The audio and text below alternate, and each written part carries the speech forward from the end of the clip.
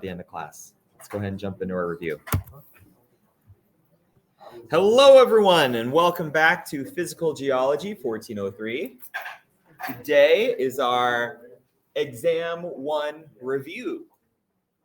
All right, so we learned all about Module 1. That's lectures 1 through 7, everything from our introduction to metamorphic rocks. So now you're ready for your exam. This is going to be a fairly long exam, and today is going to be all about getting you prepared for it.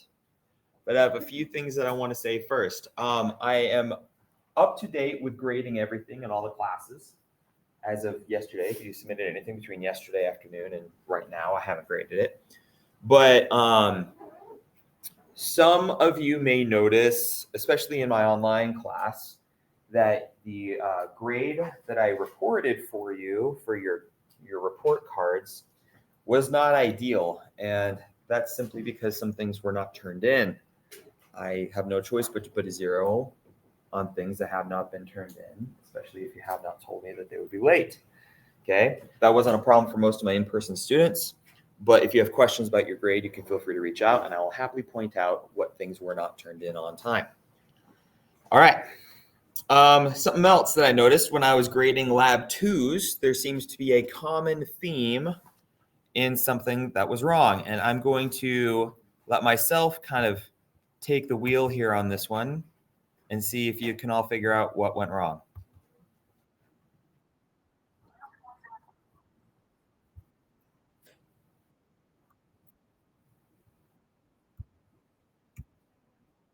Position. Back up there for a second.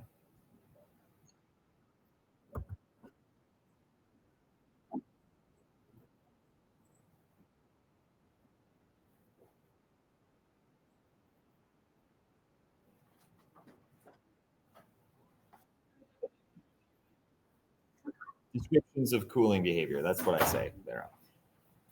A lot of you in both my in-person and online class, on the question for Lab 2 that said, what is the composition, the general composition of a mountain belt, said intrusive and extrusive igneous rocks. I very clearly stated intrusive and extrusive are not compositions.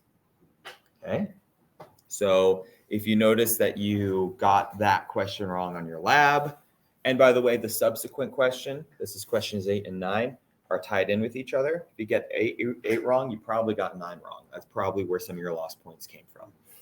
Okay, so instead of answering 14 or 15 different questions about this, I thought I'd just address it all right here and save myself and y'all some time. Okay, intrusive and extrusive, not compositions. What are some compositions?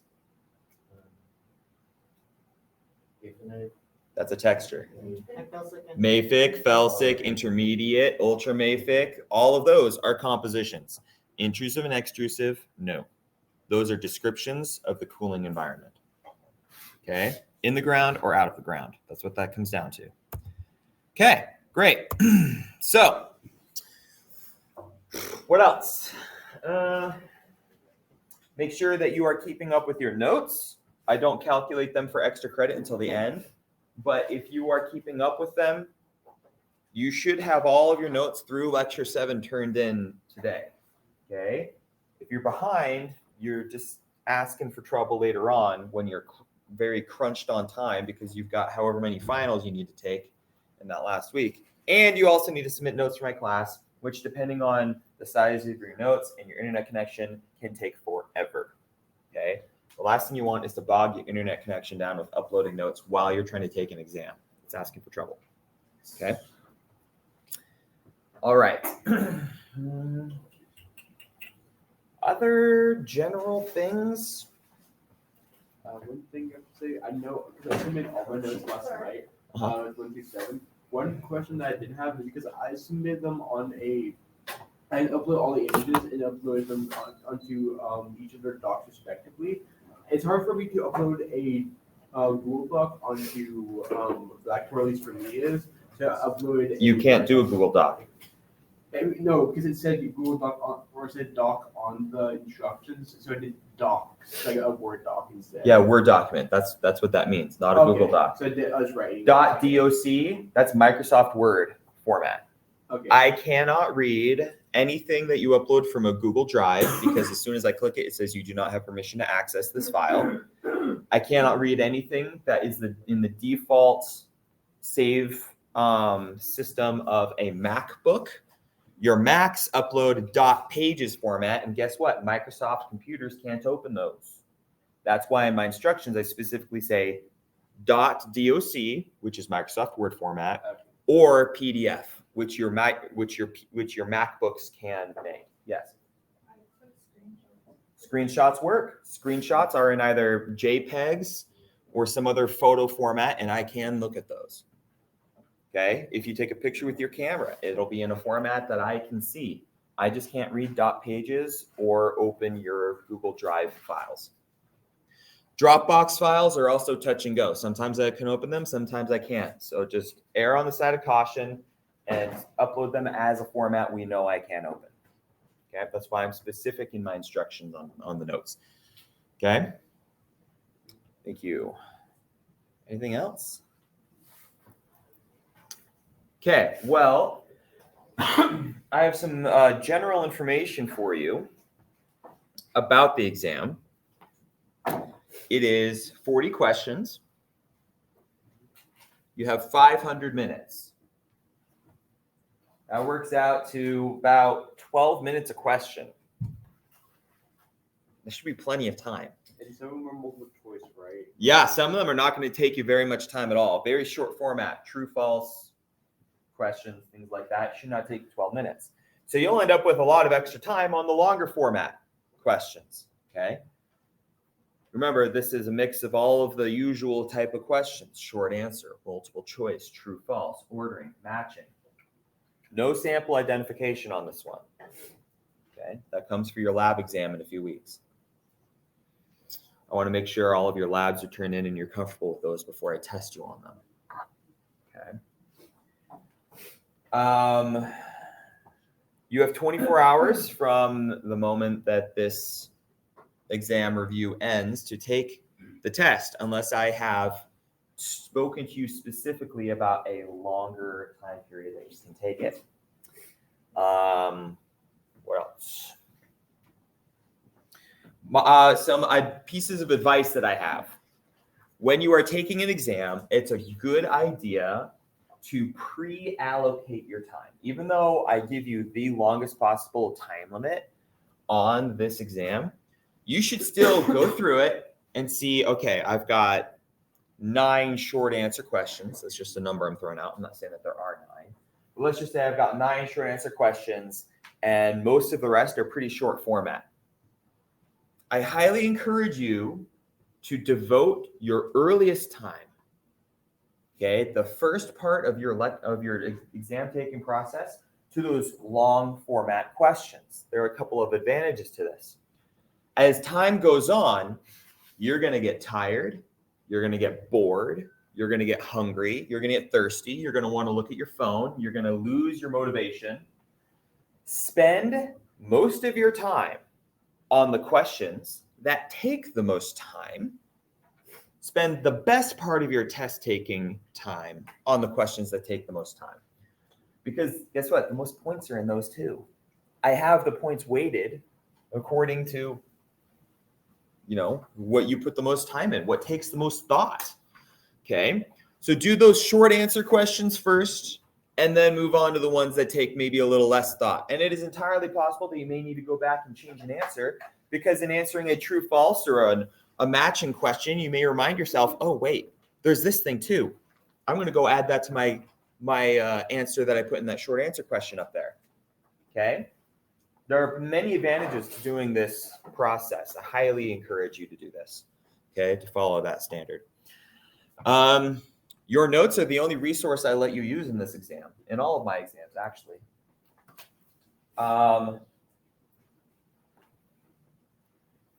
I cannot discourage you enough from trying to Google an answer, okay? after doing this for years, I am well acquainted with all of the answers that Google can provide for my test questions. Okay. And usually there's at least one student a semester I have to have a hard conversation with. It's not a conversation you want to have.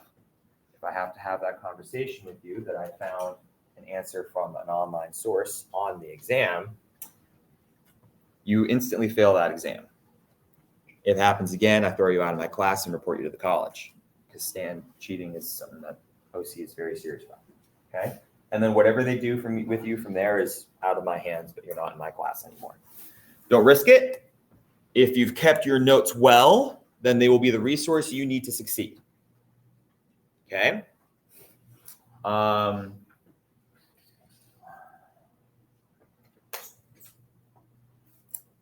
think that's all I've got as far as general things. And yeah. Then we've also said that like some of the definitions in the notes anyways are distinct to your lectures as well. Yes, this is true. Some of the definitions I give are distinct to my class. Say the definition of a mineral. If you were to Google the definition of a mineral right now, probably 60 to 70% of it would be the same as what I've given you, but it would not have the exact same wording. Why? Well, because Google has no idea what level of geological education you have. And so you could find a website that has a much more complicated, convoluted definition of a mineral than what I have taught you. I have taught you the basic definition of a mineral that you need to know for this level. Okay? You don't need to know any more or less about a mineral than what I have taught you. I am the arbiter of decision for what you need to know in this classroom, not a random post online. Okay? Good. Anything else? Questions right now about the format of the test? We'll move into content here in a minute. I want to make sure you're comfortable with your understanding of the format and expectations. Is it on lockdown browser? It is not. That's a great question. It is not on a lockdown browser. And the reason why is because I teach this class to 3 high schools. And one of them has such tight security on their laptops that they cannot use lockdown browser, especially not when there are pictures involved. It blocks the pictures. So I cannot, while maintaining equality for all my students, use lockdown browser yet. That high school is in the process of updating their technology to allow it. So maybe next year or maybe later this year I'll be able to, but not right now. Good question. Are you allowed to take the test and come back, or no? Is it No. Thank you so much for bringing that up. This is a one-shot. Okay, you cannot save and come back to it. And again, I'm going to remind you all: close everything on your laptop before you try this. There are only at maximum 2 things you should have open on your laptop. 1, the browser that has your exam and only that one page. Okay, I'm not talking about having a dozen tabs open and one of them is your exam. And the second thing, if your notes are digital, have that open. A Word document, a PDF, whatever. Okay? Those are the only things that you should be open, because you don't want to risk your computer's internet connection getting overloaded and refreshing. It will automatically refresh its connection to the internet to try and accommodate all the things you have open if you're doing that, if you've got a bunch of stuff open. If it does that, your test may automatically submit. If Blackboard senses any breakage in internet connection, it usually auto submits whatever you were working on. Okay? Don't let that be your exam. Set yourself up for success. Close everything else first. And if that does happen, would you give us a chance to retake it, or is that it? I can tell, there are little clues that I can have if that's actually what happened. Okay, so if you send me an email tomorrow at 9 a.m., say I open the exam at 12 today, there's 3 hours left, and you say, hey, it closed on me, I couldn't do it, and I go and I look, and it says exam was open for 500 minutes, that's not what happened, right? I know you probably fell asleep or something while you were taking it. Okay, and it automatically submitted. If I look and you say, hey, I only got 10 questions in, and I go on to look and it says open for 27 minutes, I'm like, all right, yeah, I guess that's pretty reasonable for how long it would take to do 10 questions, right? That seems like a likely scenario. My internet page broke, or I lost connection to the internet, or my 3-year-old touched the submit key, whatever the case, my cat walked over my laptop, right? I've heard all sorts of things, but there are little clues I can look at in the statistics of your submission to tell me if it's actually that was actually the case or not. Okay. And if it looks likely to me, then yeah, I'll reopen it for you. But don't abuse that. Don't risk that I'll catch you in an attempt to get some advantage. Yeah. You effectively answered my question, as what in the a regular event of like a shortage or like blackout, but you effectively answered my question, you probably know that like yeah, we have been known to have power outages, blackouts, inclement weather. Internet companies have lost their service to the area while I've had an exam running. If any of these general events occur, then of course I will accommodate you guys. I can't punish you for things like a storm or an internet outage to the community. And so I'll extend the time period naturally. If that happens, I'll send out a class announcement. Okay.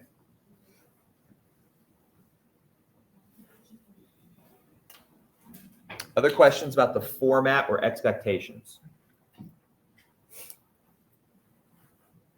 Yeah. So there, you have like invites. Will there be like again like images that will be on the questions? Like some of the questions may have a picture associated with them. This is possible. I ask this because in previous classes, like sometimes the images like you can't view and you have to download a file, which is not nearly as hard in this case because sometimes like at least in like lockdown browser you can't do that, but luckily there's not. So yeah. In my 1404 class, there are some pictures on the exams that ECISD computers have a really hard time loading. That has not happened with the ECISD computers with the exams in this class. Okay, it has not happened yet. So unless they change their filter settings, and I don't even know why it happens in 1404. It like blocks pictures of a fossil fish, and I'm like, is your porn filter picking this out or something? What is going on here? What on earth? It's a fossil fish. Come on. Anyways, what else? So with the multiple choice, are they going to be like just true and false, or are they going to be like A, B, C, D, E? No, or... yeah, all of those are possible. Okay. Standard true, false, or pick one or multiple. And this is another thing. Thank you for reminding me of this. Read the question twice. Read it once, think about it, read it again, see what you missed. Okay? That trips a lot of people up. At least a few points that are lost on exams are because you did not completely understand the question. If it says, pick any of these options which, and then you only click one, you probably ain't doing it right, yeah? Okay, read the question twice. Maybe read it a third time after you've answered it and make sure that you actually answered what I was looking for. Yeah. How harshly will you rate like multiple choice? So like say for example, like I get it's not multiple choice, the more than one. the open-ended questions. So for instance, say for example, I get everything in the question or description right, except one term that I kind of got confused on. How would you grade that? Oh, okay. So if I asked you a question and then gave you like a box to fill in like a short answer, and then you gave me everything you could, but you couldn't remember the entire definition of a thing, then I will grade it accordingly. How much of it did you get right? Right? It's not an all or nothing sort of deal when it comes to short answer questions. If it was an all or nothing sort of deal, it would be a multiple choice, right? Short answer questions, I afford uncertainty. I want you to tell me as much as you can. Now, this is another thing that people often ask, how long should short answer questions be? Well, that's kind of variable. How long do you need it to be? A short answer is just that. As far as I'm concerned, it can be a short answer. What I expect from short answer questions, or excuse me, answers to short answer questions, is that you are relaying to me that you understand the concept I'm talking about. If I say, explain to me why pineapple is the best ingredient on a pizza, then all I need from you is however much time or however many words it takes for you to explain that to me. You can say, pineapple is not the best ingredient on a pizza because, I mean, if that's an opinion related question, sure. But let's say that I am demanding you to tell me why it is the best ingredient on a pizza, which, by the way, yes, I love pineapple on pizza. You can make fun of me later, okay? If I ask you this question, you just need to justify your answer in as few words as possible while relaying to me all the information I need to know. That can be a sentence, that can be a paragraph. If you're not that great with using big, long words to explain yourself, maybe 2 paragraphs. However much time you need to help me understand that you understand the concept. Okay? I'm not looking for one-word answers there. Okay? If you type one word in, I'm not going to get that you get it. Okay? Other questions about the format or expectations for the exam?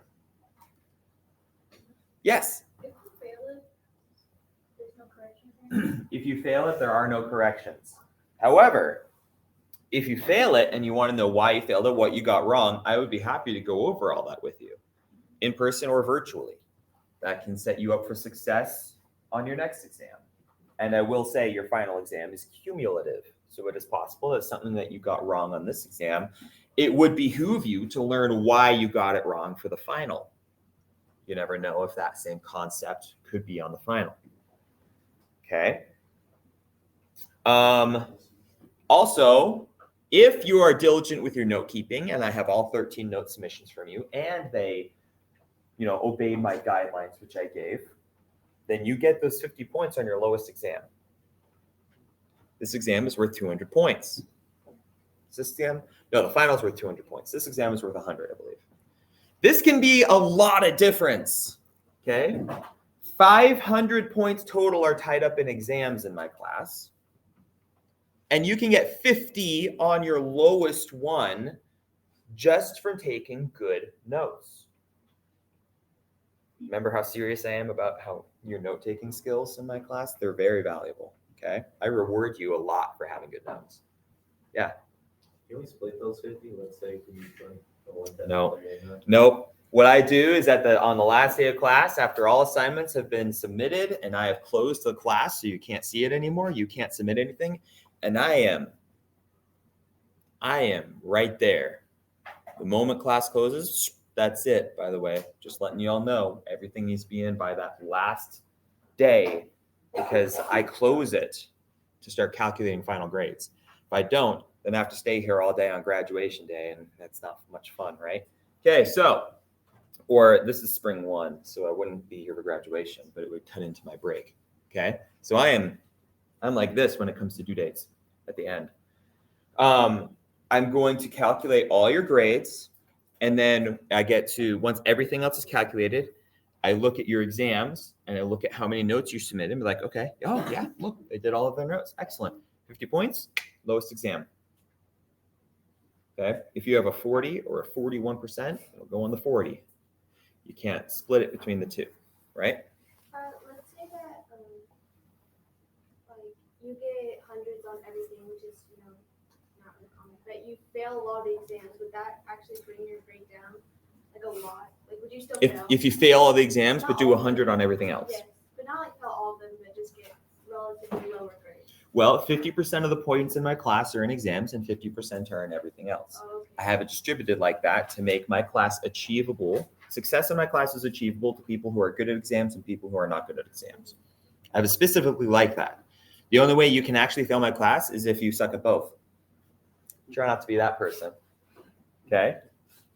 And if you find yourself being that person, come talk to me.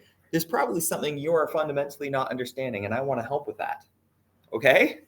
I offer tutoring. I offer all sorts of help to y'all to help you succeed. And sometimes depressingly few number of you ever take me up on it. And I still have people that fail. The only reason you might fail my class is if you aren't putting enough time in or you don't come to me for help. Okay? Okay. there was another thing we were talking about. Is exams. Oh, hold on. You're talking about failing the exams. There was something I thought of. Give me a second here.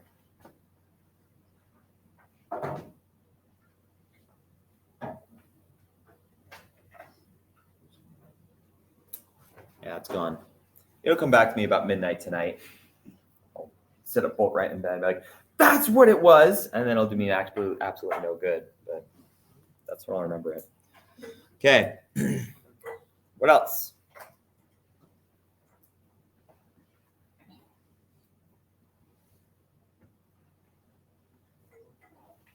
Yeah.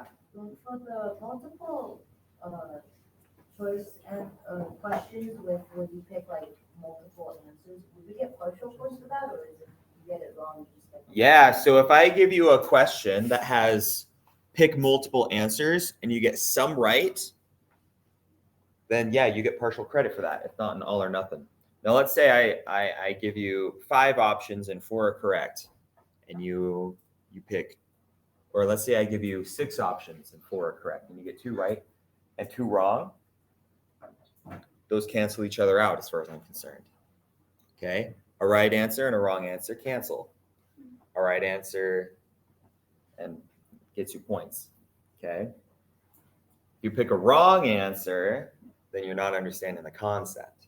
Technically, your wrong answer is a negative point. It's an absence of points. So. Not in my head. Absence of points is if you don't answer at all. And that's a 0.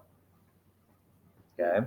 I think the way you should think of it is like you start out with a 0, but then you increasingly gain points to gain correct answers. Whereas you start out with 100 and then you lose the points based on wrongness. If I have a question that says the composition of basalt is A, mafic, B, felsic, C, intermediate, and you could pick felsic and mafic, one is obviously right and one is very wrong. As far as I'm concerned, they cancel out because if you pick felsic at all, you didn't understand the concept. Does that make sense? Okay. Good questions.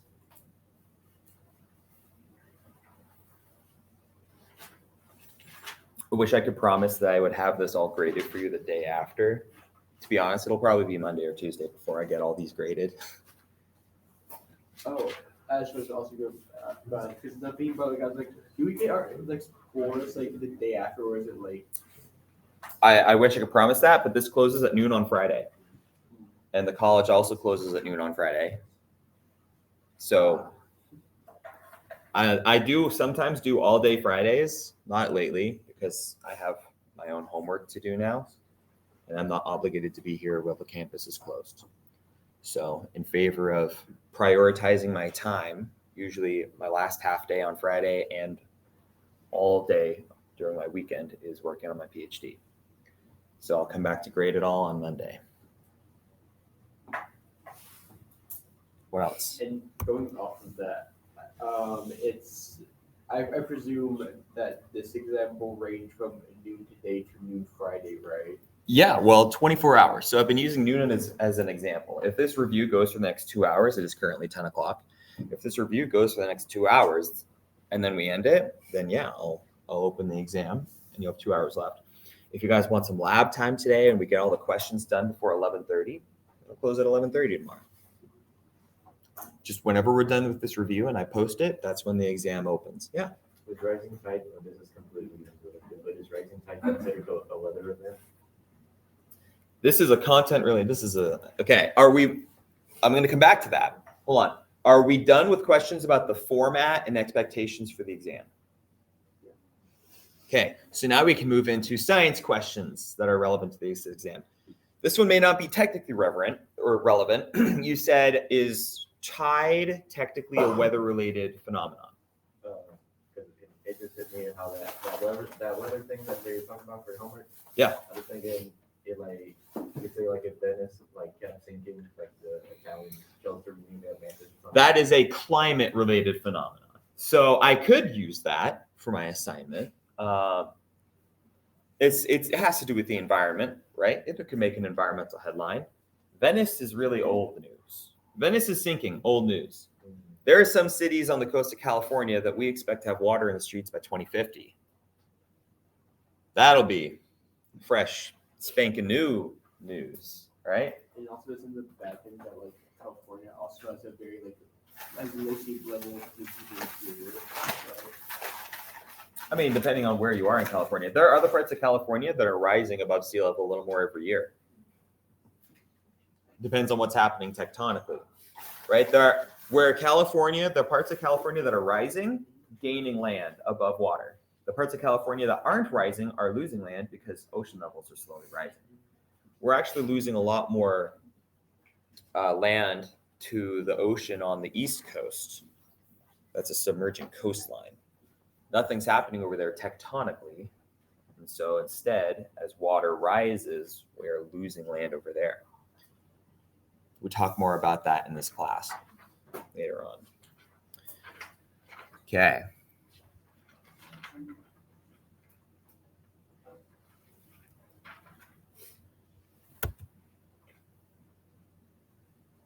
I don't think I got any questions from our online students.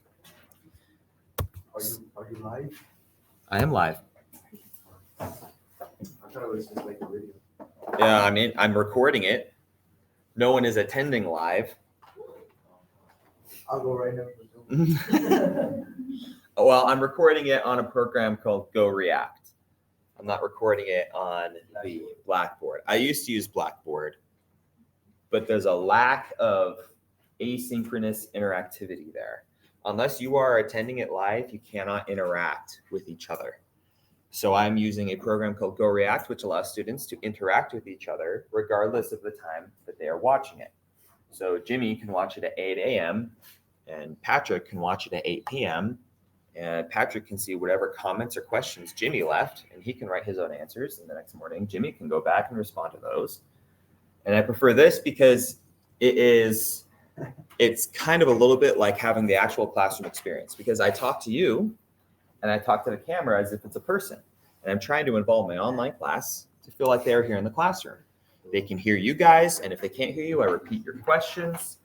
And it makes it a much more interactive experience, which makes it an easier learning experience for my online students. That's the goal. That's the feedback I've gotten from most of my students, is that using Go React has kind of improved the interactivity and the retention, therefore, for the information they get.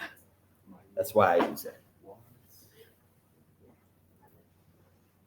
Okay, content-related questions. You can feel free to whip out your notes. If you have a list of questions handy, shoot. If you are looking at something in your notes and you cannot explain it to yourself, that's a pretty good indicator you should ask a question about it. Yeah. How many questions will there be for pertaining to each lecture? So will there be, like, for example, 10 questions to this one lecture? And Okay, so the question is, how many questions on the exam will there be on the exam from each lecture? And to that, I will say, I'm not going to say. It's free for all. You have 7 lectures of content and 40 questions. Some of them could reference multiple lectures, because you may have noticed the content from all our lectures intertwined with each other. Up until that last one, metamorphic rocks, we were still talking about sedimentary rocks and igneous rocks and mineral properties, right? So they're all intertwined. Yeah. Oh, sorry. The other day when you were saying the definition of a mineral, I didn't get it right down. No worries. That's a great thing to have in your notes. Wink, wink. Okay. A mineral is any naturally occurring inorganic solid that possesses an orderly crystalline structure and can be represented by a chemical formula. Can you repeat it? Just Say it slower. I only got 3 words. Hold on. A is that slow enough? Any naturally occurring. Yep. Inorganic solid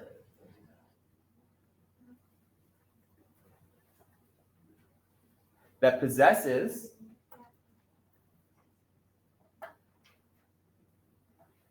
an orderly crystalline structure,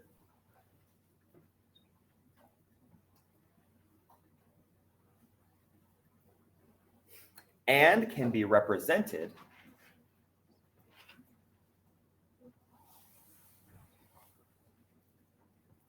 by a chemical formula.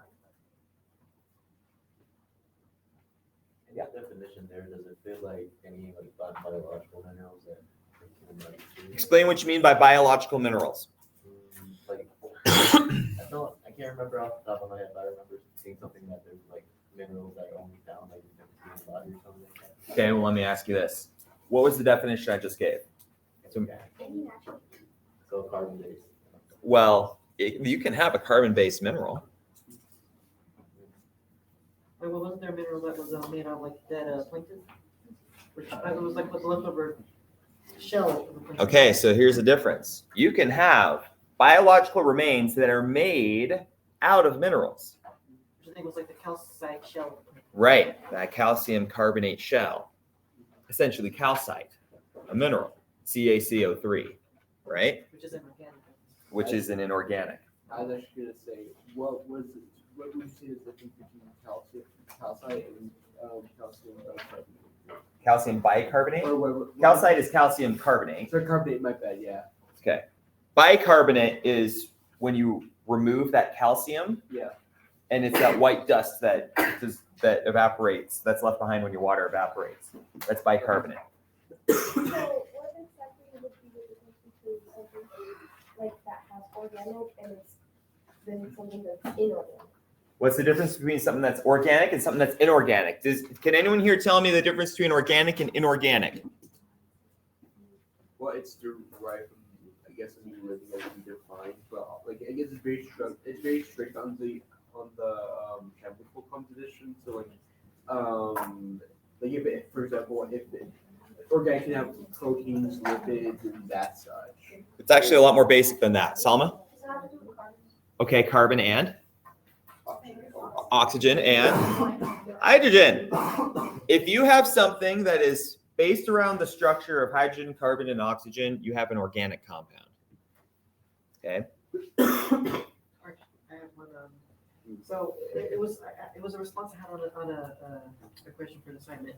I said that on that what was it? Felsic rocks that they mostly comprise of a continental. They mostly comprise continental crust because it floats on top of heavier, denser matrix rock. Is that the right way of thinking about it? I'm not fond of the word float. Okay, so the comment was continental rocks are felsic because they float on mantle. I mean, like look, they're less dense. So Okay, they are less dense.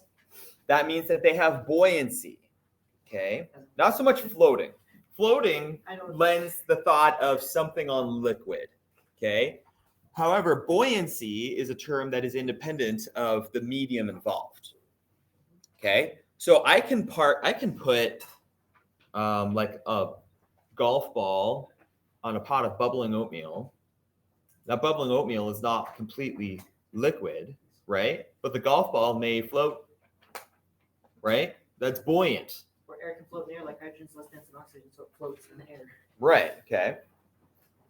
And the reason why that would be correct if like floating is because we said this with the mantle is unlike what was previously thought. It's not, we're not just like floating effectively on just like pure magma, right? Yeah. It's not like, because there was a theory of like we're almost like floating on a sea of magma, which isn't the case, right? That is not the case. Ever since the 60s, I believe it was maybe 1964, we've had enough evidence to know that the continents are not floating on a sea of molten rock. It's not just magma under there. It's solid. We don't reach a solid layer, or excuse me, a liquid layer of rock, of material in the earth until you get to the outer core. That's way down there, way past the mantle, okay? That's the first completely liquid layer in our planet. There are pockets of liquid rock, which we learned about how those can form, right? Decrease pressure, increase temperature, or add water to decrease melting point, right? That's how you make your magma chambers that feed volcanoes. Other than that, it's just cooler rock and warmer rock and density, okay? Hold on, there's a question back here. Okay, so could you explain more about intrusive and extrusive like rocks? Yeah, okay. So intrusive rocks. Remember, intrusive and extrusive, these only apply to igneous rocks. Okay? These are descriptions of cooling environment. If I say this rock is intrusive, that's me communicating to you that it cooled in the ground, underground. How do I know that? How can I tell? It has large crystals. Large crystals. The size of your crystal is directly related to how long it took to cool. Okay? The longer your magma cooled, the larger the crystals grew. The faster your magma or lava cooled, the less time those crystals had to grow, and so they remain microscopic. That's what an extrusive igneous rock is. If I say an extrusive igneous rock, instantly think very, very small grain sizes, very, very small crystals. Why? They didn't have enough time to grow. Yeah. Extrusive, large, like, is it longer or shorter? Extrusive took less time to cool. Yeah. Mathematic evolution. Is that not true that we Yeah, magmatic evolution. Bowen's reaction series. Bowen's reaction series is the sequence of minerals that form as magma cools off over time. All minerals have a melting point, yes? That melting point is also the crystallization point. If I have a rock, or excuse me, a mineral, if I have a mineral that melts at 1000 degrees Celsius, then as I'm heating that rock up that contains that mineral, it's going to melt at 1000. Now let's say that I go up past that to 1100 degrees Celsius. It's in a melted state. Now I reduce the temperature. Once I hit 1000 degrees Celsius, what happens? That mineral forms again. That melting point is also the crystallization point, just on the downslope. Okay. So I melted it on my way up. I'm crystallizing it again on the way down. Hold on just a second. Let me finish this thought. As it is crystallizing, it's going to be pulling certain elements out of the magma around it to grow itself. Okay. If I get a chain of olivine and a chain of olivine and a chain of olivine and a chain of olivine, each of those is going to have another chain of olivine attaching to it. And you're going to grow this crystalline structure of olivines, each of which is pulling irons and magnesiums out of my magma. Now let's say that I make 1 trillion of those crystals. I'm pulling a lot of iron and magnesium out of that magma chamber. And so as I'm continuing down through the temperature, I've made my olivines. Now I'm making my pyroxenes, which also pull iron and magnesium out of my magma. I am left with a magma that is depleted in iron and magnesium.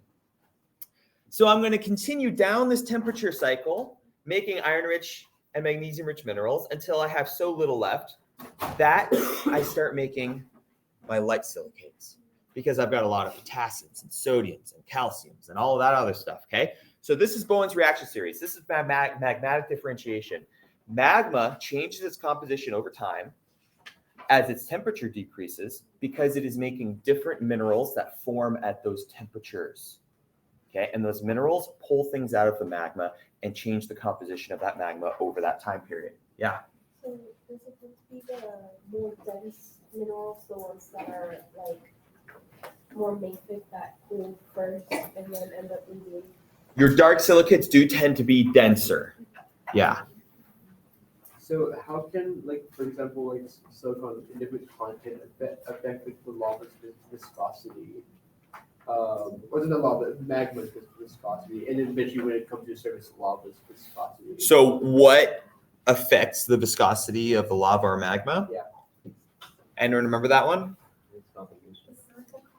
Composition, specifically the silica content. Okay, why would the silica content affect the viscosity? So because it doesn't flow. Go before that. Let's say that my magma is cooling off. What's the first bond that forms? Silicon tetrahedrons.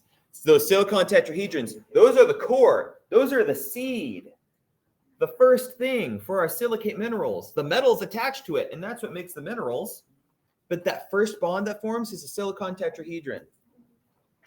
Now, as I make more silicon tetrahedrons, it's going to start binding up my fluid. It's not going to be as runny. It's going to get more viscous, harder to flow because it's being bound up by all of these silicon tetrahedrons. So the more silicon I have in my melt, the faster that's going to happen. Okay? The faster it's going to slow down. Yep. I know it's kind of weird to think about. The faster the viscosity is going to rise. Okay? The more silicon, more viscosity. Also, temperature. Because if it's hot, no matter how much silicon it has, it will remain pretty runny because less of the silicon tetrahedrons were able to form because of the heat, right? But that silicon, that's the main factor for determining viscosity of a melt. Yeah. If it's more viscous, it is more difficult to flow. Remember my water and corn syrup? You also give the lava lamp example, if I remember correctly. Yep. Water flows very easily, non-viscous. Corn syrup. Wait for it. There we go. Who said boo? And viscosity refers to resistance, right? Resistance to flow. That's viscosity. Doesn't that look awesome? Yeah, I told you guys, next time you eat fruit snacks, remember this is what it's made out of. Look, there's a big bubble in there. Isn't it also like fruit snacks also derived from like parts of pennies and stuff like that to make it like gummy-like? Okay, so gelatin, a lot of gelatin comes from crushed pig bone. So think about that the next time you have a plate of Jell-O. Huh? Question. So the silicon tetrahedrons are the first of all It's bond. bond, and that's what the metallic components bond to. Yes. Is quartz there just a pure bond or a three-dimensional bond of silicon tetrahedron? Yeah. Okay. So quartz is one of the last minerals to form, and that's why it's very common in felsic rock, which is at the end of Bowen's reaction series. Your composition will be felsic, right? It's pretty rare to occur before then. Quartz forms because most of the metals have already been taken by other bonds forming other minerals. You've gone through olivine and pyroxene and amphibole and biotite and muscovite and various feldspars and all of these other things, leaving a very high silica content melt at the end. And so quartz is going to form. Wait, is it because quartz has a higher low melting point? Quartz has a low melting point. Quartz is one of the last things to form, which means it's one of the first things to melt when you heat it back up. Quartz is a three-dimensional silicon tetrahedron structure because it's just a bunch of silicon tetrahedrons that all mesh together. Okay, very tightly interwoven to the point where they started bumping oxygens out of the equation. Silicon tetrahedrons, usually one silicon, 4 oxygens, okay, in a covalent bond. Okay. So it's last to form, but it's the last one to form, but it's the first one. Yes, because remember, your melting point is also your crystallization point. So if I'm losing temperature in my magma and quartz forms at 400 degrees Celsius, and then I heat that rock back up at 400 degrees Celsius, it's going to melt again. Does that make sense? Okay, well, let's use another example. If I put I have a Hershey's chocolate bar, and I put it on my heater vent in my car, it's going to melt. Okay? If I leave it there, it's going to stay melted. Let's say that chocolate melted at 95 degrees Fahrenheit. If I then turn on the AC in my car, then as soon as the temperature of that chocolate reaches 95 degrees Fahrenheit, it's going to start, getting hard again. So it's gonna be the first one to like cool down. Yeah. First one to melt. Yeah. Does like chocolate actually have like the melting point have like human like It's a very low melting point. Actually, the temperature that chocolate melts at is directly dependent upon what it's made out of. Because like dark chocolate will melt at a higher temperature than milk chocolate because milk chocolate has a lot of fat in it, and dark chocolate does not. I'm the correct person that's Yeah, having this you're conversation with. expert. Yeah. Here's our chocolate expert right there. I'm right though, yeah. So does quartz isn't going to have metals within its chemical structure. It may have it in the space. Yeah, exactly. Quartz, the chemical composition for quartz is actually very complicated. You ready for this?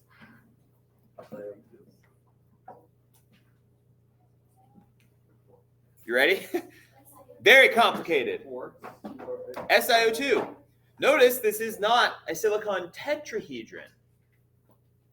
I've lost 2 oxygens. They are so tightly woven and their bonds are strong. They don't need those 2 covalent oxygens. So they get bumped out, leaving us a silicon dioxide. And this is actually part of the reason why quartz is very hard. It's actually part of the reason why it has a lot of its properties, its electrical properties and all of that. This is a satisfied bond, a silicon and 2 oxygens. Okay? And so a whole bunch of these bonded together makes your quartz. Now you can have stuff stuck between the bonds of SiO2s, and that's what lends the color to your various types of quartz. Okay? Amethyst has iron trapped in there. That's why it's purple. Rose quartz has a little potassium. That's why it's pink. Milky quartz has a little calcium. That's why it's white. So on and so forth. They're not part of the chemical bond. They are in there with it, but they are not part of the mineral equation. Kind of like the air bubbles in that obsidian we learned about before, right? I might give a random answer. So people often call, like, for example, like use the term sugar crystals. Are they actually like crystals? Sugar crystals. Are they actually crystals? Yes. Yeah, sugar, salts, all of those. Those are actually crystals. Metals in their raw form often will form as crystals. Yeah. The rock cycle? Yeah. All right. Should I draw it? Okay. Is this red pen any good? Yep.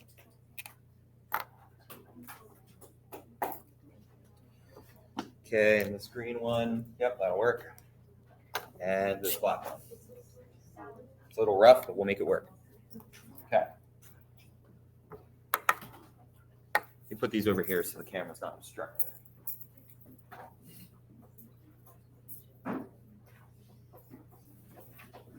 Okay. Rock cycle. Where should we start? Someone give me a starting point. It doesn't matter where on the rock cycle we start. Magma, everyone's favorite starting place. Okay, we can start with magma. All right, I've got a magma plume right there, underground. That's melted rock. What's going to happen to it over time? It's going to cool off, and it's going to make crystals. Okay, as it cools off, and it's going to form crystals, they are going to be, let's make these blue. What kind of rock is going to form from cooled off magma? Igneous rock. So there's our magma. Here's our igneous rock. Okay, igneous rock. Now, that igneous rock is going to often, given enough time, be exposed at the surface. What sort of things happen at the surface? Weathering, transport, and deposition. Okay, perfect. So our igneous rock is going to be broken down, and the material that breaks off of it is going to get washed away. Okay, what do we call that breakdown? Weathering. And what do we call the movement, the transport? Erosion. Remember the difference between those two. Okay, so that sediment is going to get transported somewhere. What do we call it when it stops moving? When it stops moving, it's sediment from the moment that it breaks apart. Deposition is what we call it when it stops moving. Isn't sediment igneous and becomes a sedimentary rock? Right, we're not quite there yet. Our igneous rock has been weathered into sediment. Sediment is broken down previously existing rock. That can be igneous, metamorphic, or even other sedimentary rocks can break down into sediment. The one that broke down right now, that's still igneous. Right, in this example, it's the igneous. Okay, just because we're going in a cycle here, I'll show you how we can zoom around through the cycle here in a minute. Okay, but just for now, for the sake of simplicity, we're going with an igneous example. So now we have a bunch of sediment that has been deposited. Okay, Over successive layers, right? usually in layers. Yes. Now, what's going to happen to it over time? Lithification, which is a single part of a larger process we call. It starts with a D. Diagenesis. Okay. Diagenesis is any change that occurs to the sediment after deposition but before metamorphism. That includes lithification, the process of making rock, sedimentary rock, from sediment. That is included in diagenesis. Okay? I forgot to write weathering here. Weathering and erosion. And then down here is deposition. Some of my online students, I was reading their comments, and they said deposition. My mind instantly went to a courtroom. It's like, oh yeah, I can see that. I forgot that was one of the definitions of deposition. It's like, I guess you are depositing a testimony, and that's why they use that term, right? You are inputting a testimony into the courtroom situation, into the records. I guess that's why it's called a deposition. Deposition just means to deposit something, right? To leave something, to put something down. Yeah. Yes, diagenesis is any change that happens to that sediment after deposition, but before metamorphism. Diagenesis is any change that happens to the sediment after deposition, but before metamorphism. Yes. Does it have to be a chemical change or It can be a physical change. so like if it starts Going from loose sand to sandstone, I'd call that a pretty physical change, wouldn't you? Lithification is the process by which sediment becomes sedimentary rock.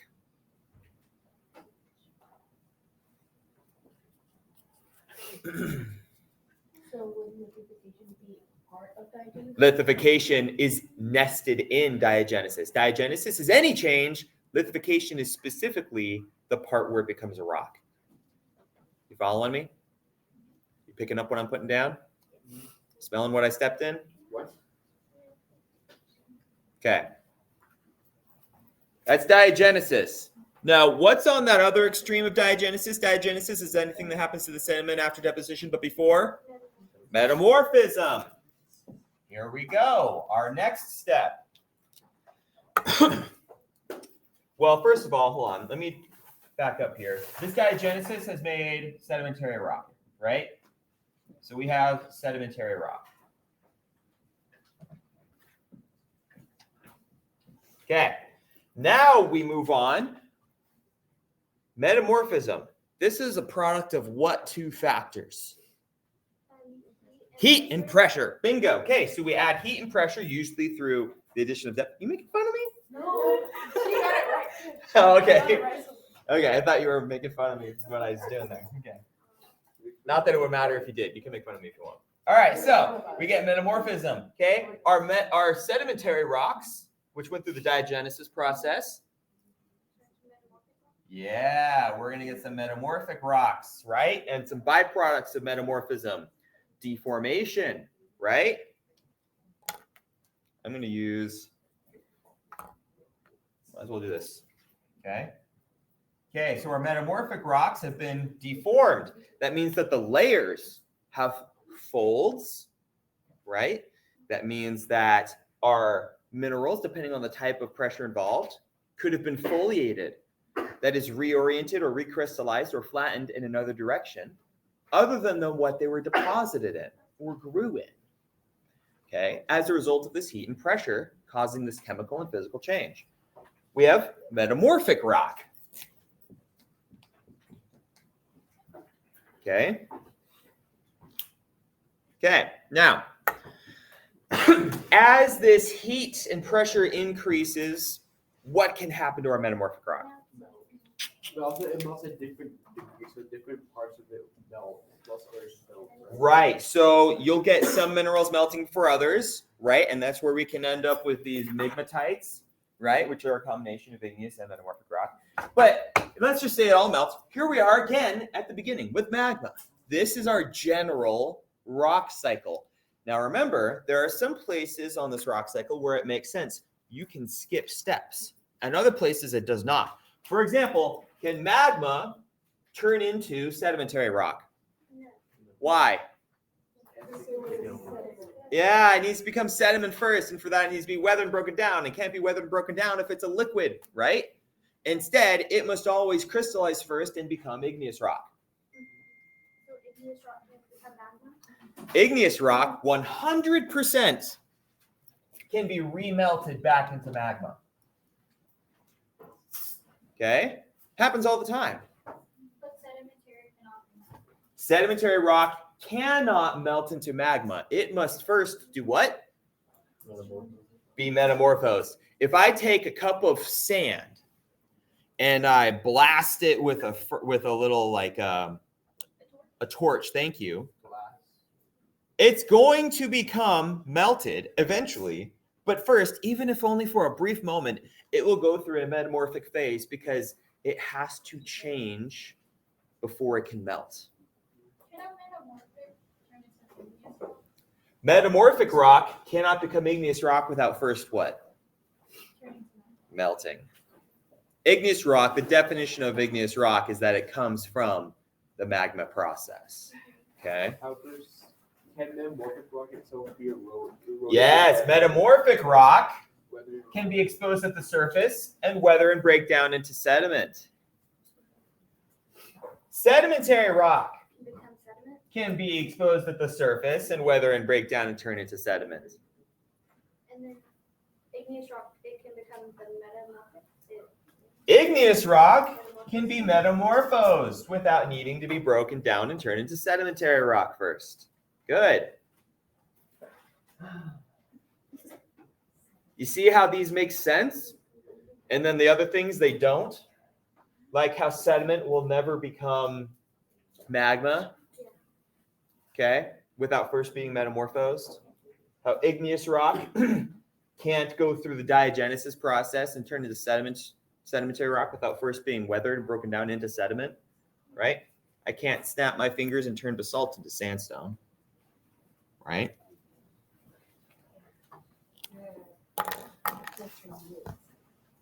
I'm going to zoom my camera in on this. Hopefully my online students can get a better picture of that.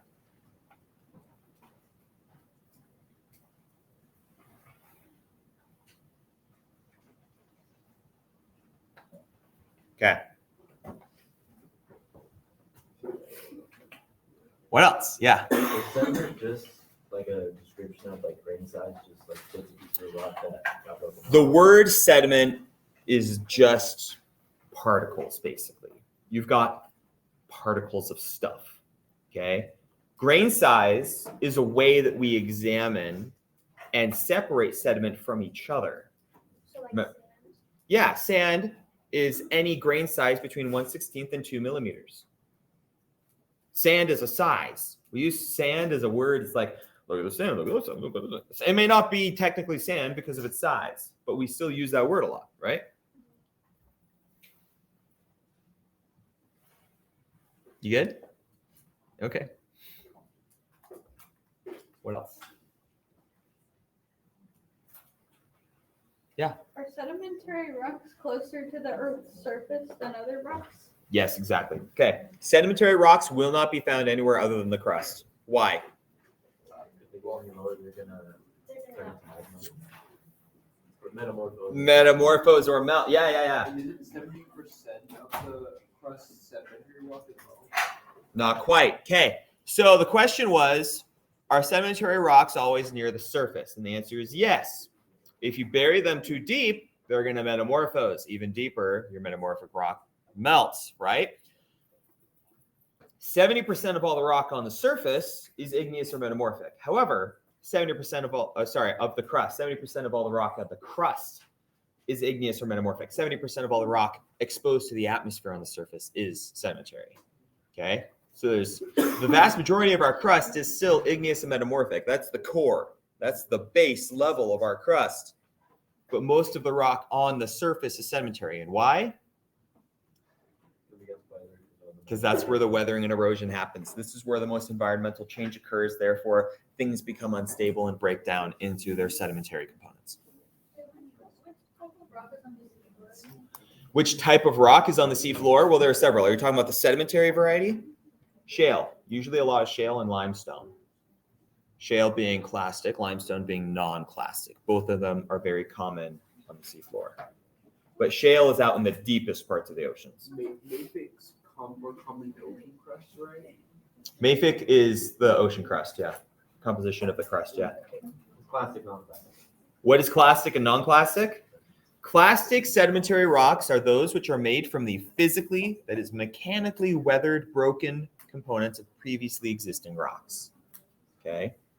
Clays, silts, sands, gravels, pebbles, cobbles, all of those, the physically broken down pieces, those are going to be making your clastic rocks. Non-clastic sedimentary rocks are those made from the chemically weathered or organic ingredients. So say limestones. Limestones are made from calcite that has precipitated in the ocean. This can happen either as an animal incorporates it into its shell, or it can happen on its own as your sea is warm enough to cause calcite crystals to form and filter down to the bottom of the ocean. You can also have organic sedimentary rocks like coal, which are literally just plants that have gone through the sedimentary process. They have been deposited, compressed, cemented, and formed a rock. I had a question here first, I think. Oh, no. No? You were just holding up the sample? Got it. Follow up to that question. Yeah. Okay, because like I can read it on the book and like I can retain some information and the definition wise be good. And then I look at the rocks and I don't know what I'm looking at. You know Yes, what I mean? I understand completely. So So where's the question? Is there like an easier way to like look at a rock and tell this is plastic, this is non-plastic, this is An easy way to tell between if it's plastic or non-plastic.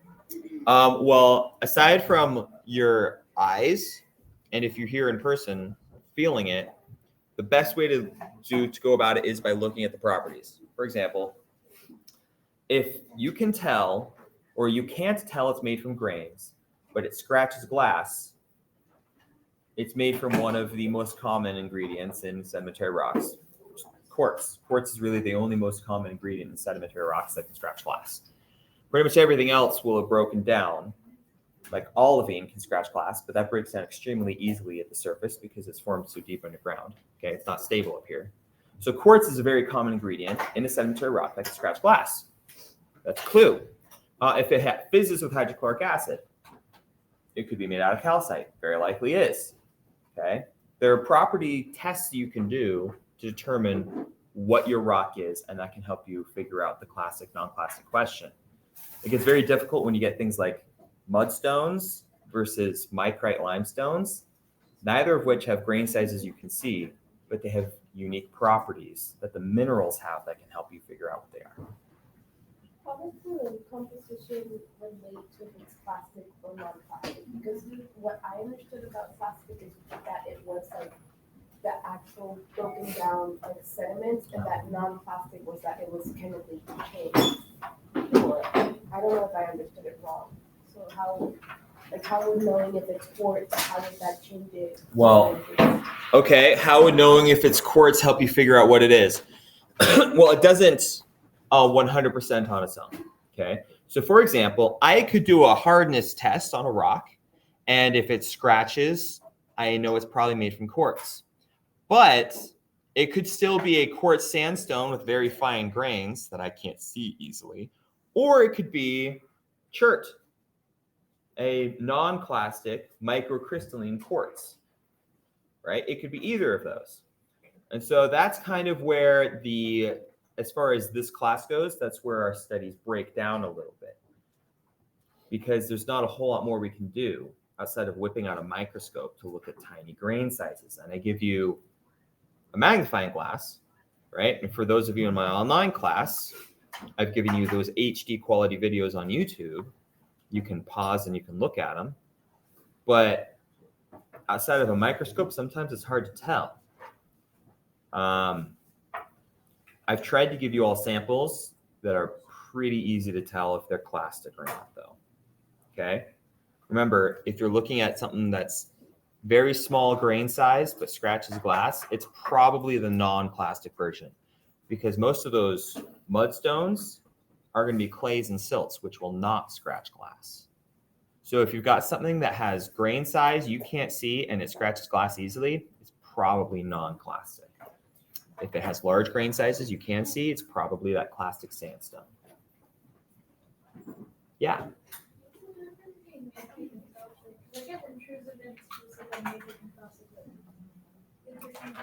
Okay, but you're clear on what intrusive and extrusive are at this point? Okay, so I'll explain. Yeah. Well, it's the cooling environment, okay, which the crystal size is indicative of. Mafic and felsic are the compositions, those two basic compositions I talked about first, okay? So a mafic magma or rock is going to be high in iron and magnesium. Think mafic, okay? Magnesium, fic is the suffix for iron, right? Mafic, iron and magnesium, dark silicate.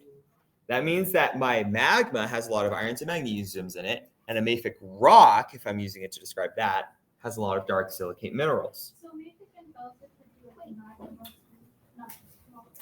Yeah, those are compositions, which means that they apply to magmas and rocks. And mafic magma will make a mafic rock. So feldspar has dark silicates and kind of light silicates. No. Feldspar is a mineral. Okay, sorry. Okay, I was just talking about mafic. Now let's talk about felsic. Felsic has those light silicates. Okay, think felsic. Feldspar is a light silicate. Sic, suffix meaning silicon. Okay. Okay, just think like that. Okay, it's not an exact translation, but it's probably the easiest one. Okay. Those are going to be light in irons and magnesiums, which means that they are higher in silicon content. Remember that there is an inverse relationship. Think those scales of justice. You all know what I'm talking about by the scales of justice. When one goes up, the other goes down. Okay, inverse relationship example. High iron and magnesium means low silicon content. High silica content means low iron and magnesium. Mafic, felsic. Okay. Sam, did you have another question? So like, since you mentioned that felsic and mafic can be lava, and you mentioned that like how the flow. If a felsic lava is it gonna flow? Is it more fluid or less? Let's combine two ideas. Felsic, composition lava, has a lot of silicon. Okay, that's the key thing. It doesn't have any feldspar yet because it's still fluid, and feldspar is a solid mineral, right? Okay, but it has a lot of silicon. So how viscous is it going to be? Very viscous. A felsic lava or magma will be very viscous. A mafic felsic or lava will be very non-viscous. Why? Well, because it has lower silicon content, right? Now, when I say very non-viscous, I'm not talking water. Like, if it wouldn't burn you alive if you tried, you could probably walk on the stuff before you sink in. Okay? Just for a minute. You'd be dead before you even got that close. But can you pull a golem? No, you can't swim in lava. One of my favorite parts. Have you guys seen it's the second Jurassic World movie? Oh my, the part. Yeah, the part where Chris Pratt where Owen has been he's been stunned or drugged or something like that. They shot him with a tranquilizer, and the lava flow is coming at him, and he's like, and like sidling on the ground, and he flops over that log, and it somehow protects him from lava. The lava is just flowing around the log. The log somehow isn't catching on fire, and neither is he. Like, plot armor. What sounds sweet though is that how he survived a pyroclastic flow though. He literally outrun it. He outran a pyroclastic flow that can travel at 200 kilometers an hour. Yeah. Yeah, that's great. Yeah, that's pretty cool. It's Chris Pratt though. He can do anything. Huh? What about intermediate? What about intermediate? Okay, intermediate is going to be composition somewhere between the two, felsic and mafic. Okay. Now that I see it, you look like Chris Pratt. What do you think I look like? Chris The crazy thing is, I've heard that before. To be honest, you look kind of like Ryan Reynolds. I look like Ryan Reynolds. Okay. I see what's happening. Your first exam is today, so you're comparing me to movie stars to butter me up. It's not going to work, people. You should see me with my field stuff on. Like, that's where I get most of the Chris Pratt comparisons, because I've got the hat and I've got my vest. I'll come in class one of these days wearing my field stuff. How about that? Do I have a whip? Yeah, Jones. I don't have a whip. I usually have rope, but I don't have a whip. I do have the hat though. I'll bring the hat and stuff out when we're done with this. Okay.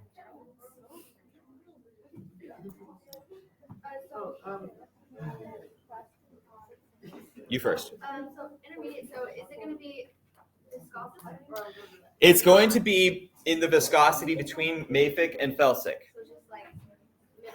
Yeah, it will be viscous, not as viscous as felsic, but more viscous than mafic. We don't really have a numerical scale for viscosity. It's all relative. Okay. And then ultramafic.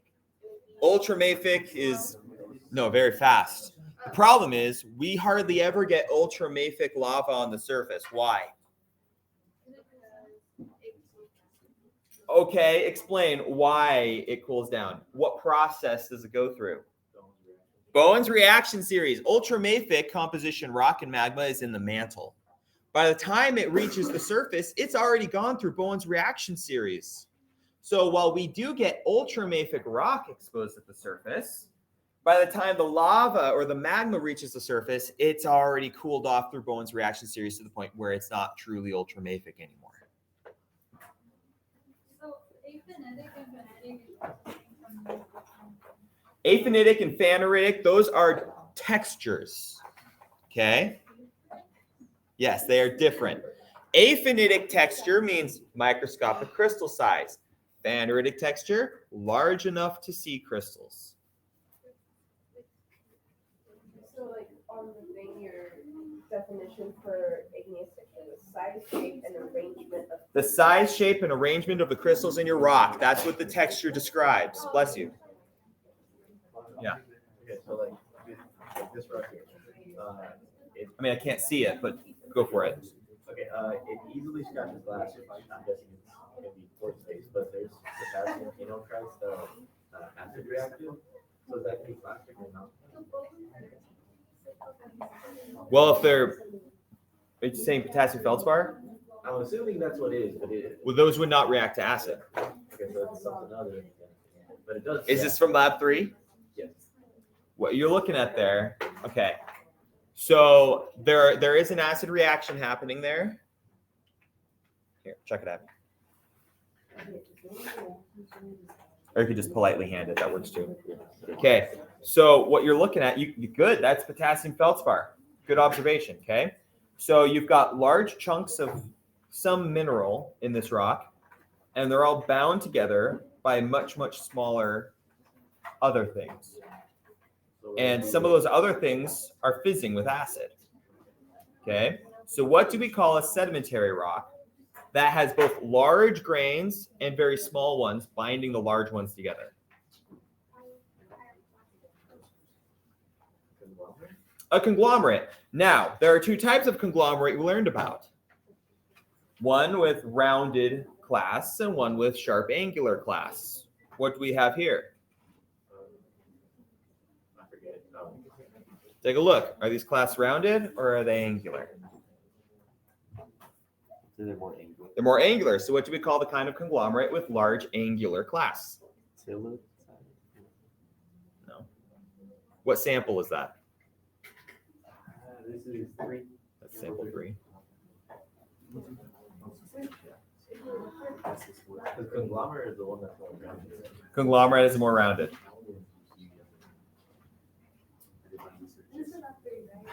You said that's lab 3, right?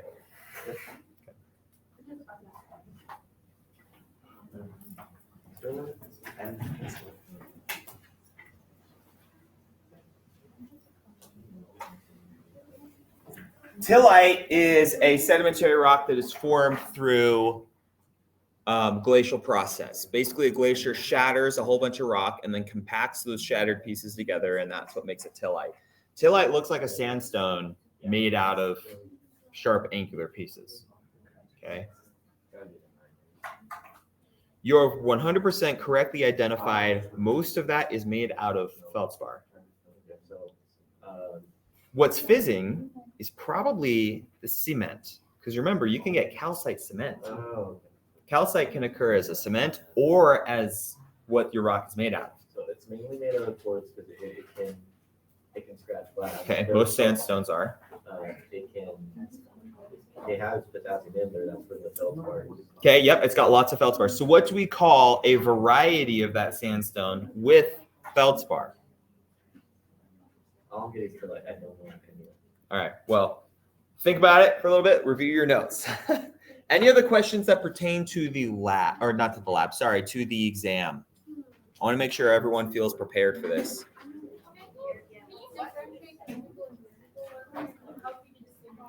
Yeah, so the two types of weathering, mechanical weathering and chemical weathering. Mechanical weathering is the physical breakdown of rock, okay? Big pieces into lots of little pieces. Chemical weathering is the dissolution, the dissolving of chemical bonds. So I add hydrochloric acid to calcite, for example. What do I get out of it? There's a little bit of carbon dioxide, and then I get calcium chloride, okay? That is a chemical reaction. That is chemical weathering, okay? I'm breaking bonds and making other ones perhaps, but the main thing is I am breaking apart this previously existing structure and the pieces are going somewhere else. So Yeah. chemical and mechanical weathering is still the same. Like your chemical monster is They can both happen at the same time, but the mechanical part is the breaking into smaller pieces, and the chemical part is that which you can't see, which is dissolving it. So we can't really figure it out unless we like. No, you can. I can take a hammer and I can shatter a rock and call that physical mechanical weathering. I can take those pieces and I can put them in an acid bath and reduce them. That's chemical weathering. I'm capable of doing both to the same rock. I could even do both at the same time if I felt like taking a bath in acid and hitting it with a hammer. You had a question? The definitions. Mechanical weathering is the physical breakdown of rock. And chemical weathering is the dissolving of bonds within that rock. Kind of breaking it at the atomic level instead of the physical level, right? Yeah.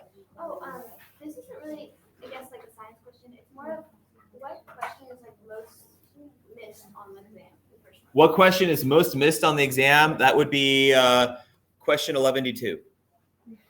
I'm not going to tell you which one is missed most on the exam. Yeah.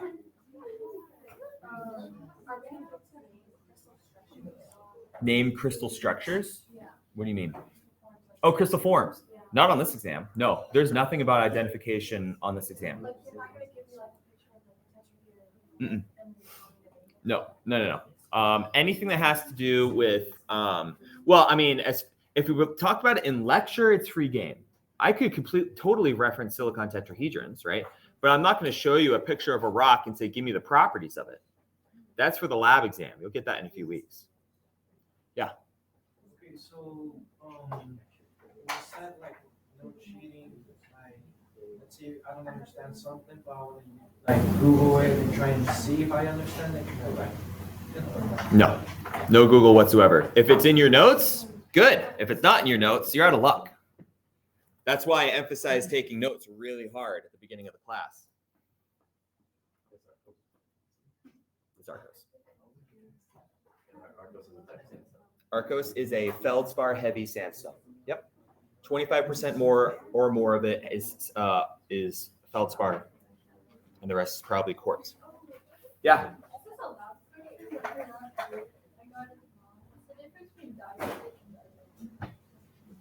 Oh, between diorite and granite? Yeah, because I remember I answered that because I was like, you were referring to the whole stone thing. Yeah. No, this is relevant. Okay, the difference between diorite and granite. Let's do a thought pool here. Okay, what do y'all think? What's the difference between diorite and granite? First of all, what is diorite? Describe diorite to me. It's very similar to true granite. However, there's I'm so curious. What was this? Black and white. Like I was like thinking of like the circles next to each other. Okay. Not quite sure what. Okay, finish your thought. it's like granite, but from I don't even know what it depends on quartz, right? Quartz is a byproduct. The presence of quartz is a byproduct of what I'm looking for. Not there yet. What's the composition of the two?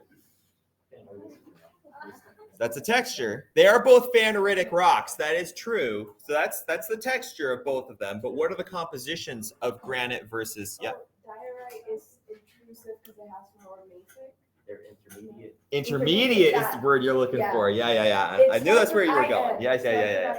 Okay, so diorite is an intermediate composition phaneritic igneous rock. Granite is a felsic phaneritic rock. So if I have felsic and I have intermediate, what's going to be the big difference between those two compositions? Felsic has higher quantities of light silicates, and intermediate will have slightly more, not as much as mafic, but more than felsic for sure. So that means that I'm going to have a different ratio of dark versus light minerals, much higher in my felsic. Felsic igneous rocks also commonly have quartz. Intermediate igneous rocks typically don't. Maybe some, depending on the chemical situation and the cooling history, but typically not much, if any. So earlier, someone mentioned a major difference between the two is that granite has quartz and diorite does not. That's good. But if you want to give me a complete definition, you got to tell me the whole thing. Felsic, intermediate. Quartz, no quartz. High quantities of light silicates, approximately equal quantities of light and dark. Crystal structure? They're both phaneritic. Yeah, but the granite has large crystal structure. You can have diorites and granites that have the same. There are types of granite that we call microgranites that have very small crystals, but they're still granites.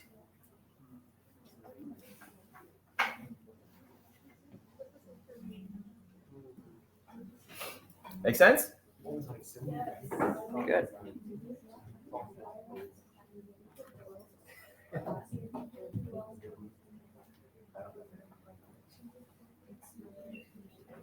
You guys want a math question? Math? Yeah. How many apples grow on the tree? What tree? All of Where's the them. tree located? Where's the tree located? Yeah. You're thinking way too deep into this, brother. It was a You joke. gotta know the soil, you gotta know the temperature, you gotta know the... May I introduce you into our agriculture department? Yeah. We actually have a whole degree plan for agriculture. You gotta know to know how many trees grow. Yeah. If anyone knows someone who is into agriculture, we're trying to hire a new agriculture professor. Why? Because we've lost 2 in the last couple of years. One of them retired, and the other one got hired by another college in Ruidoso. Neither of them got fired. No. Have you ever been fired or something? Have I ever been fired? No. I have been let go because there wasn't enough work to maintain the same number of employees. But I've never been fired because I did a bad job or anything, if that's what you're asking. No. I was a consultant for a paleontological resources company. So based out of California. So anytime there was construction or anything, they had to have a paleontologist on hand. And I was a consultant for them. and work started to dry up because we were moving into winter and there wasn't as much construction going on. And so they were like, hey, we don't need your services anymore. We're not renewing your contract. I was like, all right, that's cool. That's cool, whatever. Yeah. As like geologist, do you like to show prehistoric planet? Prehistoric planet. Have you Yes. seen it? Yeah, that's the old one, right? Oh, the prehistoric planet, like it's the newest one by BBC. Oh, I haven't watched the new one. Is that the one on Netflix? It's that's life on the planet, but there's also the newest one which is on Apple TV. It's like Oh, I don't have Apple TV. It's- I can only afford so many streaming services, man. They're all like cable now anyway. Yeah, exactly. It's basically like having so many different cable channels now. What's your favorite dinosaur documentary? I grew up with Walking with Dinosaurs. Walking with Dinosaurs is a classic. Yeah. Yeah. Although I was a bigger fan of Walking with Prehistoric Beasts. Oh my god! I also like Monsters. Walking. Beast was really good. I really liked the whole story of Happy. Mm-hmm. Yeah, that's good stuff. Yeah, Was your joke gonna be some bad thing that all apples grow on trees? that's what I said. Yeah, how many apples grow on a tree? Well, All of them. Yeah. I didn't catch it. Oh, gotcha. If I say crystal structure 5, does that mean anything? Crystal structure is what? Crystal structure 5, because my boss was doing a tour of the factory, and they were never too specific with me about the actual the science of the chocolate, but they told that the culinary department here actually, and they took a tour of the factory. The chocolate had a crystal structure 5 something. I think. I'm not sure what crystal structure could mean as it relates to chocolate. Well, I mean, I know that it takes on. There's some sort of structure that it takes on, but she said 5 something. So so I guess no, that doesn't mean anything. Because you could have said it wrong. I could have understood it wrong. Yeah, I don't know there. Okay. And I'm not gonna make something up for you. Sorry. No. I'm sick. Yeah, no. Because I tried to Google it and I didn't get a statement. It might just be jargon that your particular factory uses. No. There are courses in sciences and things you go into for the factory where you have to know the chemistry of the. But it doesn't matter because if it's literally the wrong day, you can't get any work done. Like based on this weather out there, I don't think we get anything done today. No, No, that's a bummer. today's gonna be- Humidity's wrong. Huh? The humidity is wrong or Yeah, something. something just blew in. Whenever something just blows in, nothing works for about a day. Gotcha. So tomorrow, if it's the same, it will work because it's been sitting like that for now. Interesting. So as in, they call it a science, but it isn't really. It's not. You have to learn how to convince the machine. Man, who knew chocolatiering was so what's what I'm looking for? Complex. Huh? Was it in module 1? Anything that was in module 1 is free game. That includes everything in lectures 1 through 7. How does a volcano form? Some magma chamber approaches the surface. A conduit chews its way up to the surface. And then depending on the composition and viscosity of your magma, you can end up with a Hawaii type volcano where it just kind of like oozes out as the magma chamber overflows onto the surface. Or you could get an explosive eruption like what you get with a composite cone or stratovolcano like Mount St. Helens or Mount Rainier.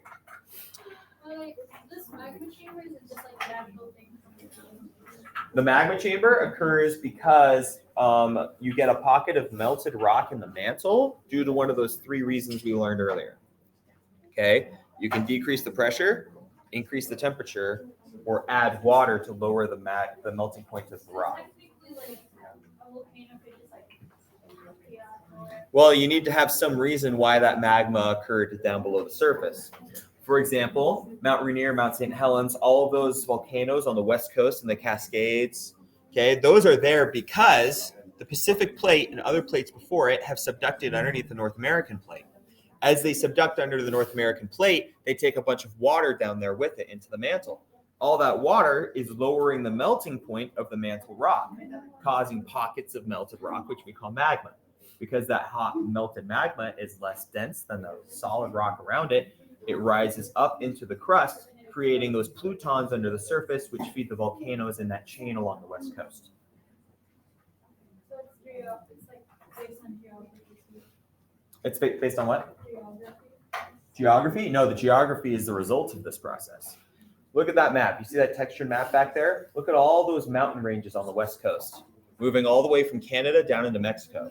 Those are the product of this process of volcanic eruption. In association with other things, various orogenies that have pushed material onto the United States, but most of those volcanoes along the coastline, most of those mountains along the coastline are the result of this process. You following that? Do you need me to draw it? Yeah? Okay. Hope you all got this down. Then if you say, hey, wait, that's your own fault.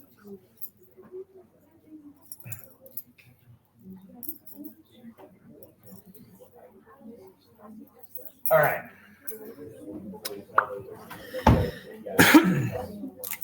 Behold, the Pacific Plate. And over here,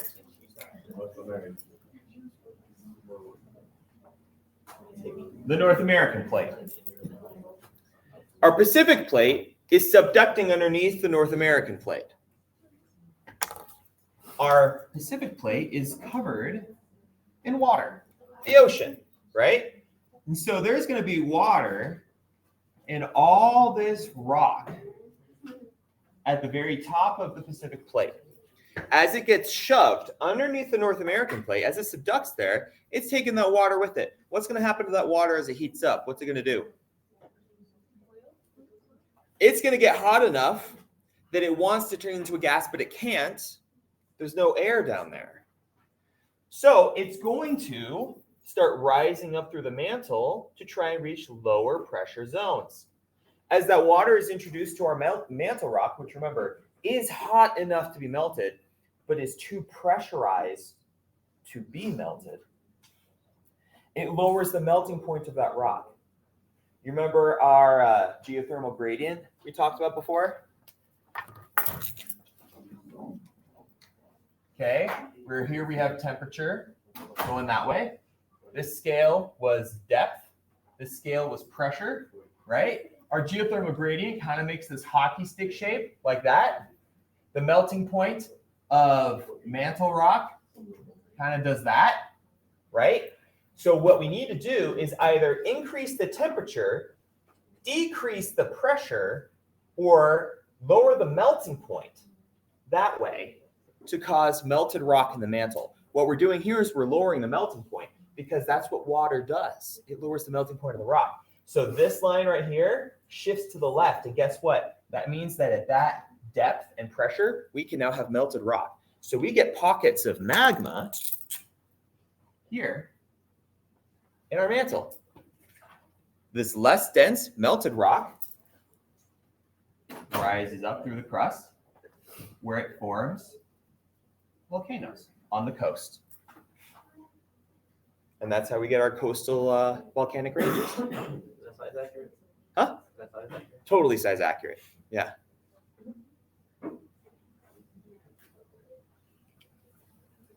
About getting into the.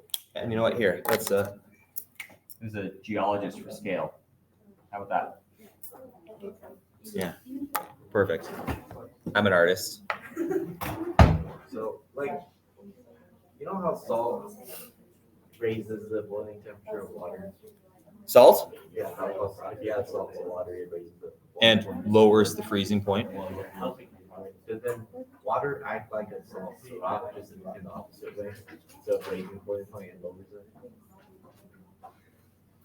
Say that again. Okay. If you add salt to water, it Yeah. raises the boiling point. So it can get hotter and still not boiling. Okay. If you add water to a rock, it lowers The melting point. So it in a sense it acts like salt to the rock, but just not through the same process. Kinda, sorta. Yeah, I guess you could kind of think of it like that. I mean, if it helps you remember what water does, definitely remember it like that. It's not the same chemical reasons at play here, but if that association helps you remember, go for it. Also, I just figured out what it is. It's Douglas tetragon, but it can form in 6 different ways. Oh, interesting. Okay. So when you cool off chocolate, it makes a tetragonal prism sort of shape. Yeah. That's really cool. I did not know that. And you said the word seed earlier, right? Seed. Yeah. So there was silicon. Silicon tetrahedrons. You have to add seed to a chocolate before we work it. A small piece of cocoa butter, which has been heated and cooled at a very specific rate, which creates a seed, a very crystally cocoa butter. It's like butter, but crystallized. Yeah. Throw that in, and that's the chocolate. And so it starts forming the crystals around it. Again, it again kickstarts the crystal destruction. I love that. That is so cool. Yeah. Well, we should probably stop talking about chocolate. I'm suffering right now. Actually, have you been to the capital volcano in New Mexico? The what? I think it's Capilene, the volcano in New Mexico. In New Mexico? Yeah. It's Capilene. Don't think I have. Where is it? It's because we go to Colorado once or twice a year. On the way, it's close to us ish. Oh, my bad. It's not too far from here. It's a few hours of a drive. Yeah. I think it's like before I just went there as a kid, you know, like, oh, you know, volcano. Now it's a cinder cone volcano. And it's in the plains. It's just a few little mountains, and then you got There's a bunch. There's a bunch of cinder cones in New Mexico, Arizona, California, Nevada. Actually, have any of you ever flown into the Phoenix airport, Phoenix, Arizona? Did I already tell you about this? Is it like the ground is so light that you're No, that's in Utah. But if any of you ever have an occasion to fly into the Phoenix airport, as you're circling around, you're going to look over the city, and you're going to see that there in the middle of the city, there are these two kind of like half circle hills, kind of broken half circle hills. Those are two cinder cones. Couple 10,000 years old, and the city just kind of got built up around them. They're dead, but the city's still built around them. No, but for a cinder cone, that's really old. Huh? A, they probably didn't know what they were at the time, and B, it doesn't matter because they're dead anyway. But it's just cool that you can see them from, as you're flying into the airport. Never mind, it's actually kind of far away. It's by the panhandle of Oklahoma. Oh, gotcha. Yeah, I haven't been over there. Yeah, so it's pretty far away. But all right. It was cool. That is cool. And it is the size of the mornings. That is cool. It's not all flat. Right. What other questions you got for me? I feel like we're kind of losing focus here. Does that mean we're all feeling pretty good about it? Yeah? If you have more questions, please ask. This is the time. Yes. Can you explain about the igneous rocks, like what igneous rocks form mountain belts? What igneous rocks form mountain belts? Well, so I was asking specifically about what compositions form mountain belts. And do you guys remember what the answer was? Felsic and intermediate. Why would felsic and intermediate compositions make mountain belts? Because they're the ones that fall closer to the top of the temperatures. I don't know. They're the ones that flow. Is what I said earlier? I don't remember what you said earlier. Lower density, so and I use the word you like floats. Not so much density as much as it has to do with. By the time that the magma gets close enough to kind of start pushing the rock, it's already felsic because of those. Right, it is felsic or intermediate. And how do those tend to flow? They flow Slowly. They're highly viscous, which means that they don't make it far, which means that you get a buildup of felsic and intermediate material around the immediate vicinity of your conduit. And that's what builds up your large volcanoes, making these mountain belts. Okay? Yeah. So stratosphere volcanoes are they primarily felsic, Stratovolcanoes are felsic or intermediate. and then the ones that kind of make that plane. Those shield volcanoes, the wide flat ones, those are made from mafic lava, mafic rock. Why? Because it's more viscous or less viscous, and so it can flow out further before cooling off. And so you get those very wide, flat shield volcanoes as a result of mafic lava. Cinder cone. Yeah. Still think Pericute is cool. Huh? Still think the Pericute in the vet is cool. Yeah. Cool. heartbreaking because that was a whole community that. Yeah, the only people who died were people who were like 2 miles away. Apparently, got struck by lightning. Yeah, that's true. But the whole town was. Actually, they still have a sense of humor. The guy whose land it was on, I was reading an article about it, and apparently he went back before they had to leave forever. Yeah. He put a sign on his gate that said, "This volcano is owned and operated by GEOL." That's good. I didn't hear about that. But when lava overruns a community, it is heartbreaking. Even if people don't die, there's a what's that? There is a Otherwise, didn't care they filmed the movie there. Let me see. I may have sent this to myself. Yeah, what's up? You know how like metal, like you know when you're melting rocks and it makes lava into a little canister and it doesn't melt the canister? Yeah, a crucible. You usually put them in a crucible. Yeah. So why don't they make houses out of the same thing those are made of, so that way when the lava goes, it doesn't burn their house down? Well, the reason why it works really well is because it can retain heat very well. What happens if your house gets hot? What do you mean hot? You're in an oven. Oh, so it would burn. Yeah, your heat can't leave. So you spend 24 hours in there, your body heat builds up enough heat, you start sweating. 48 hours later, you're cooking yourself alive. So there's really nothing you can do to survive a volcano. Yeah, you just leave. Let's see, I gotta closed my page, huh? What if you nuke the volcano? Yeah, that always works. That's what the movies say, right? Nuke the volcano. I think Donald Trump one time said nuke the hurricane. I would not put it past Donald Trump to say nuke the hurricane. I have one more thing. I actually have one more question. Yeah, what's up? My notes are complete on the foliation and You what? the foliation and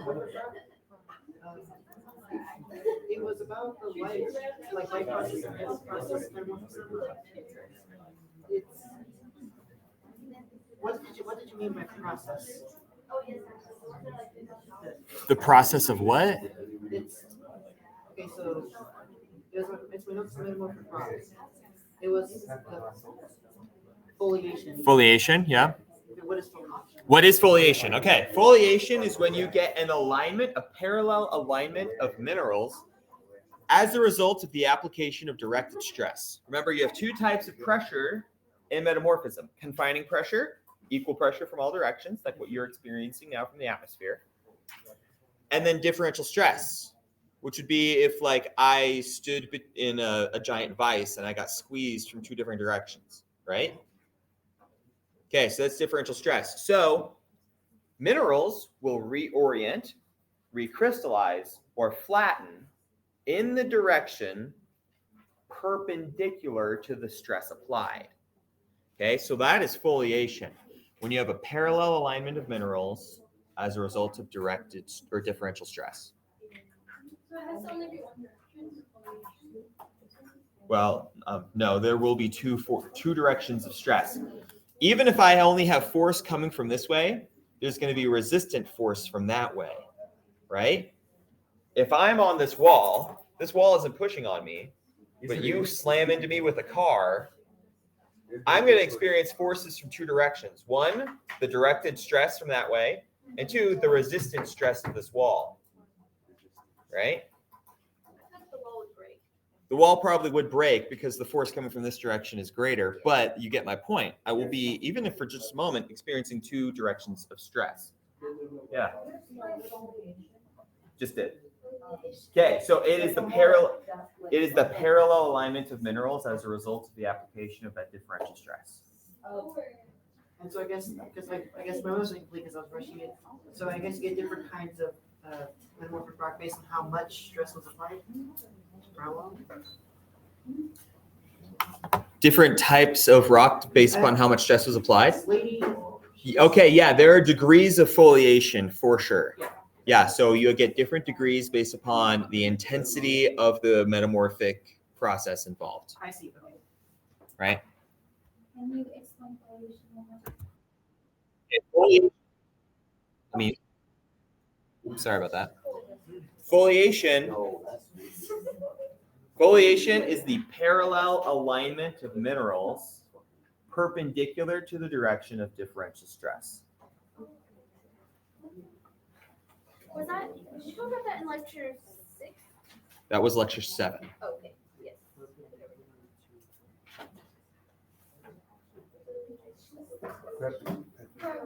Perpendicular alignment. Perpendicular to the direction of differential stress. It's like a movie volcano, like how the Hollywood would take for. Right, but this is better because it's real. It is fast flowing. Yeah, that's very fast flowing magma, right? Or lava. That is mafic. And if you can't tell by the color of the rock around it, that's mafic. Well, why are they so close to it? I mean, they're wearing heat suits and they're not that close to it. They're probably, huh? Yeah, they're not that close. And Just saying, if a volcano is exploding, I'm not going to be that. right, but this isn't one of the kaboom atomic bomb power eruptions. Yep, low viscosity. Okay, here's another one. I like this one. Okay, so this one's cool because the lava is rising. Like if you look at the sides, you can see it's climbing up and it's going to overwhelm this little chute here. You're going to see how much lava gets pushed out here in a In second. the middle, is it ultramafic? No, so this is all the same composition. Yeah. Is this that Bjorn guy? Yeah, Bjorn Steinbeck. Okay, look at this. Yeah. This is his drone. Yeah, this is the outer rim of the volcano right here. Look at all that lava. It's completely overflowed now. Is it spewing out? Or Yeah, it's funneling out this channel. So this is lava that's getting bubbled up, and you can see the enormous quantity of it that's getting pushed out. Right? And this one is what kind? Huh? Oh, you weren't talking to me? Sorry, I was like talking about how I would eat. You would eat lava? You couldn't. But if you're thinking about eating rocks, you might be a geologist. Just saying. do you think about eating rocks? If you look at a rock and think, you know, that looks delicious, you're probably a geologist on the inside. Have you ever thought that? Yes, all the time. Especially about petrified wood. Those just look What delicious. does that mean? They look like they would be yummy to eat. It looks like boiled ham So though. if you look at that cube right there, like, that looks good. I mean, yeah. No, I actually don't understand how that comes out of a rock, like a cave. Isn't that Just season it with quartz. Yeah, right. All right. I feel like we're coming up on the end of our discussion here. Everyone feeling good? Okay. If not, last call. All right. Well, I'm going to end the lecture here. Bye-bye. It is 11:30. So the window to take the exam will close tomorrow at 11:30.